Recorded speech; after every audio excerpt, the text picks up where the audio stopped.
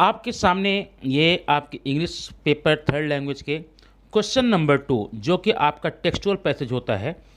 ऐसे ही दो पैसेज दिए जाएंगे जिसमें से कि 15 से 20 लाइन आपको पैराग्राफ दिए जाएंगे और ये पूरे क्वेश्चन के लिए आपको कुल मिलाकर के केवल 15 मिनट्स ही मिलने वाले हैं। 15 मिनट में आपको पूरा पैसेज देखना है, सॉल्व करना है, हल करना है, आंसर लिखना है। लेकिन अगर एग्ज़ाम में जाने के पहले आपने लेसन को अच्छे से तैयार कर रखा है तब को आपको बहुत आसानी होगी और आपका विद इन टाइम आंसर पूरा हो जाता है। तो आपके लिए मैं इस पैसेज को एक बार पढ़ता हूँ, हिंट के साथ समझाता हूँ, उसके बाद क्वेश्चन देखता हूँ आपको किस प्रकार से करने हैं। देखिए ये पैसेज है। Without losing any time I gathered stout stick in one hand and hurled a piece of stone at the marauding langur. Writer कहता है बिना समय गवाए आई गैदर्ड मैंने उठा लिया, एक स्टाउट माने भारी, स्टिक छड़ी, एक भारी छड़ी उठाई एक हाथ में, and hurled a piece of stone at the marauding langur और दूसरे हाथ से एक पत्थर उछाला उस लंगूर के ऊपर। The langur was so infuriated that it hardly took any notice my assault। लेकिन वो लंगूर इतना गुस्से में था, उस पर मेरे किसी भी अटैक का कोई भी प्रभाव नहीं पड़ रहा था। But then, लेकिन तब I started throwing more stones। मैंने और सारा पत्थर उस पर फेंकना शुरू कर दिया। The dogs on their part raise their pitch of cry और कुत्ते भी अपनी तरफ से अपने भौंकने की आवाज़ में तेजी ला दिए थे। The change circumstances and sudden unexpected attack from the unknown quarters forced the langur to drop the baby from the sloping roof over the veranda. अब इस प्रकार से बदले हुए परिवेश ने और अचानक किसी कोने से आए हुए अटैक ने लंगूर को मजबूर कर दिया, किस लिए? To drop the baby from sloping roof, उस ढलवा छत पर, बरामदे की ढलवा छत पर अपने उस बच्चों को छोड़ दिया। द बेबी वॉज लिस्टलेस, वह जो बच्चा था लिस्टलेस हुआ था, लिस्ट में लगभग निर्जीव सा, निश्चेत, बिना किसी गति का। And appear to be dead, और ऐसा लग रहा था कि मर गया है। As its body started to slide down, जब इसका बॉडी स्लाइड डाउन होने लगा, उस ढलान वाले छत पर से नीचे खिसकने लगा, the excitement of the pack of dogs grew manifold, जो कुत्तों का उत्साह था कई गुना बढ़ गया। कुत्तों का उत्साह क्यों बढ़ा? At the prospect of a good kill and meal, उनको उम्मीद हो गई अभी बच्चा नीचे आ रहा है, इसको मार करके हम लोग अपना भोजन बनाएंगे। Keeping the dogs at bay with the stick, writer ने कुत्ते को एक तरफ हटा दिया छड़ी दिखा करके। I manage to catch hold of baby langur tail, और राइटर जो है उस बच्चे की पूंछ को पकड़ने में सफल रहा बिल्कुल तब जबकि just as it tipped over the edge of tiled roof, जब वो टाइल लगी हुई रूफ पर गिरने ही वाला था उस समय ये पकड़ लिया। The baby appeared inert and listless, वो बच्चा इनर्ट और लाइफलेस मतलब निर्जीव लग रहा था। It was indeed a male baby, और ये सच में एक मेल बेबी था।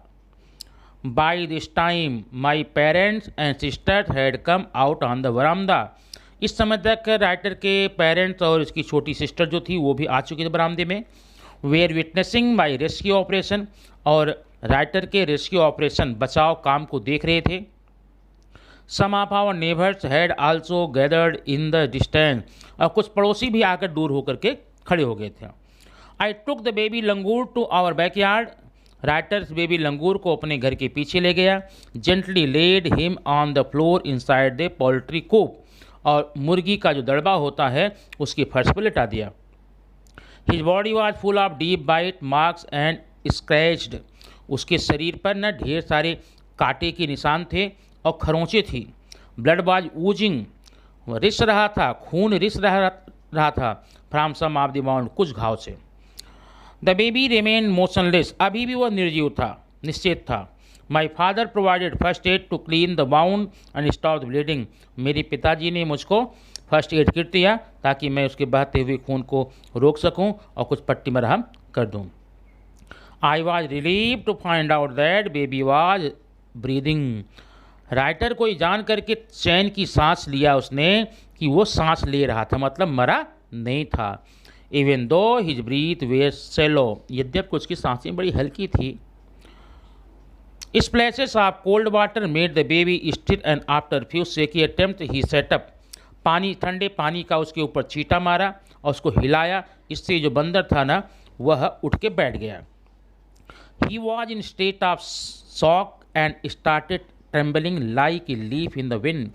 वह अभी भी शॉक की अवस्था में था और वह जैसे हवा में पत्ती हिलती है वैसे कांप रहा था। His two little twinkling eyes welled up with the tears. उसकी दो छोटी छोटी चमकती आंखों में आंसू भरे थे। And he started to sob with muffled cry, और दबी सिसकी में वह रोने लगा। जस्ट लाइक ह्यूमन चाइल्ड, बिल्कुल इंसान के बच्चों की तरह। वुड आप चाइल्ड हो गया। वुड आफ्टर एक्सपीरियंसिंग ट्रॉमा, थोड़ा सा उसको ट्रॉमा शॉक लगा था, बेहोशी में था। I offered him a peeled banana which he accepted with his unsteady hand and began to taking hesitant bite. मैंने राइटर ने उसको कुछ छिला हुआ केला दिया। वह हिचकिचाते और हिलते हुए हाथों से पकड़ा और उसको काट कर खाने लगा। My attention was fixed on the revival of the baby langur. Writer का पूरा ध्यान उस बच्चे लंगूर को बचाने पर था। I had an uncanny feeling of being watch, इसको लगा कि कोई इसे देख रहा है। I turn away from the coop and looked up, ये कूप के बाहर आया, दूर आया और ऊपर देखा तो क्या देखा? There sat the mother langur on the kitchen roof, kitchen के रूफ पर, किचन की छत पर वो उसकी माँ बैठी थी। Watching every move I made, और मेरे हर हरकत को देख रही थी। She simply sat there quietly, चुपचाप बैठी रही, as if convinced that no harm was being done to her child. ऐसा लग रहा था कि उसको देखकर आभास हो गया था उसके बच्चे को मेरे हाथ में किसी प्रकार का नुकसान नहीं है। अब ये पैराग्राफ सीरियसली आपने ध्यानपूर्वक पढ़ लिया। अब आइए देखते हैं इसके क्वेश्चन को आप कैसे कर पाएंगे। ठीक है,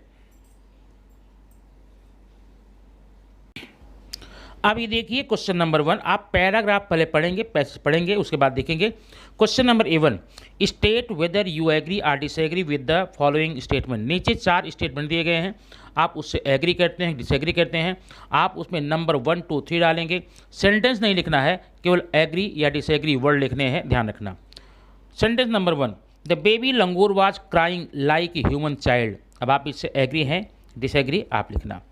second, father langur was watching over every move of writer. Father langur writer के हर मूव को देख रहा था। अब आप इसको आप पैराग्राफ पढ़ चुके हैं। Third, the writer's father provided first aid to clean the wound and stop the bleeding. ये आपने सेंटेंस देखा है। In state of shock baby langur was trembling like a leaf in the wind. Shock की अवस्था में बेबी लंगूर हवा में जैसे पत्ते हिलते हैं उस प्रकार से कांप रहा था। इसमें आपको एग्री डिसएग्री देख करके 2 नंबर का क्वेश्चन पूरा करना है। अब आइए क्वेश्चन नंबर एक्टिविटी A1 करने के बाद में आइए activity number 2। Activity number B2 आपका 2 मार्क्स का है। इसमें देखिए दिया गया है 2 सेंटेंस हैं, फिर ब्लैंक्स हैं। Dash comma dash and dash were witnessing the writer's rescue operation. ध्यान देना, यहाँ पर आपको 3 वर्ड भरने हैं। कौन कौन है जो कि राइटर के रेस्क्यू ऑपरेशन को देख रहे थे। Sentence number 2, dash and dash forced to langur to drop the baby from the sloping roof over the veranda. अब एक बार आपने स्टेंजा को पढ़ लिया है, अब आप अगर खोजने भी जाते हैं तो आपको आसानी से मिल जाएगा, उसको यहाँ फिलअप कर लेंगे। अब आइए क्वेश्चन नंबर A3 है। A3 का जो होता है वो वोकेबुलरी होता है। इसमें अपोजिट है, सिमिलर है, ब्लैंक है, जो भी है। देखिए यहाँ मैच है। मैच कैसा है? Match the word in column A with their meaning in the column B। A और B की मीनिंग आपको यहाँ पर मैच करनी है। कॉलम A में असॉल्ट माने अटैक, आक्रमण होता है। इनर्ट माने निष्क्रिय। डोमिनेंट माने आप जो ज़्यादा वर्चस्वशाली हो। ट्रॉमा बेहोशी है। मोशनलेस स्थिर, डिस्ट्रेस हताशा निराशा, अटैक आक्रमण, पावरफुल शक्तिशाली। इसमें से कौन है? पहले आप कॉलम ए ध्यान दीजिए, कभी भी इस सेंटेंस में आप इस क्वेश्चन में आप लोग ऐसे ऐसे मिलाते हैं, ऐसा नहीं करेंगे। आप पहले कॉलम ए पूरा लिखिए और कॉलम ए का नंबर पूरा लिखिए, उसके सामने जो भी ऑप्शन बी वाला आता है उसके सामने आप सिंपली लिख करके इसका नंबर ले सकते हैं। अब आइए देखते हैं क्वेश्चन नंबर 4 हो गया, A3 हो गया। अब हमें देखना है A4 आपका ग्रामर रहेगा और A4 ये ग्रामर है। पहला है blood was oozing from some of the wound. अब इसमें आपको टेंस का नाम बताना है।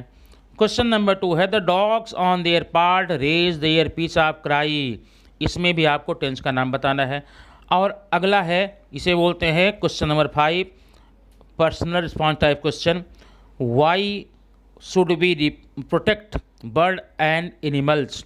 Y should we protect birds and animal. हमें बर्ड्स और एनिमल्स को प्रोटेक्ट क्यों करना चाहिए। अब आपको ध्यान देना, इस पैसेज में पूरे आपको 15 मिनट्स देने हैं, उससे ज़्यादा होने पर आपको आगे नुकसान हो सकता है। इसलिए पैसेज को ध्यान से, बारीकी से, शांति से पढ़ करके इसके आंसर देख करके आप इसके आंसर लिख सकते हैं।